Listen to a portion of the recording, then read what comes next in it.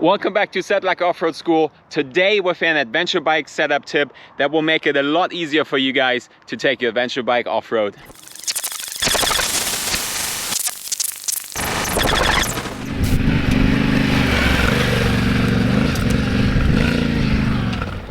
Tip number one is right down here on the controls. Make sure that when you ride a lot of off-road, you set up your brake pedal a little bit higher than your foot peg.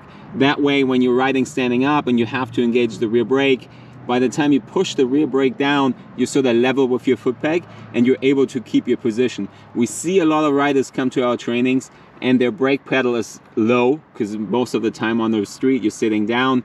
So then when they're standing up, trying to reach the pedal, they have to step really far down, which pushes their knees forward, pushes their hips forward, and just makes it really tough to control the bike and the rear brake standing up.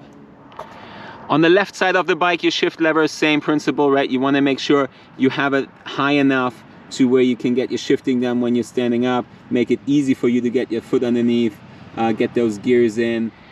Tip number two is your handlebar position. Make sure that you have your handlebars in a neutral position and then turn them towards you a little bit more. It makes it a lot easier to control the bike. It makes it a lot easier to get in the right position when you're standing up. You want to make sure that you don't have your bars too far forward. Again, it's something that we see a lot because with your bars forward, it's sometimes a little bit more comfortable to sit down, but not a great position to be in when you want to be riding standing up.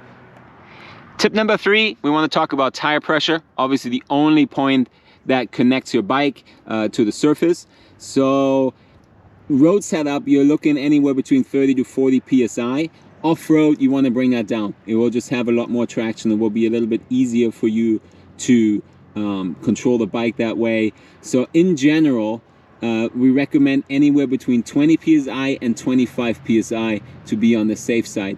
Obviously, if you're riding a bigger adventure bike like a 1290 KTM or a big BMW, you have more weight in the bike compared to the Tenere or any of the smaller adventure bikes, the 890 KTM for example. On those bikes, you want to kind of go up a little bit, right? The bigger ADV bikes go to 25, maybe 28 psi.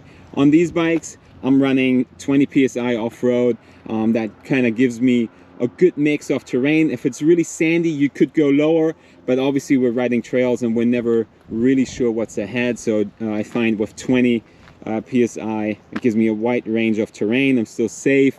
If it gets really rocky, you just have to slow it down a little bit, you know, just to save your rims, make sure you don't pick up any damage there. But these mid-weight adventure bikes, 20 psi is usually a good range to be in.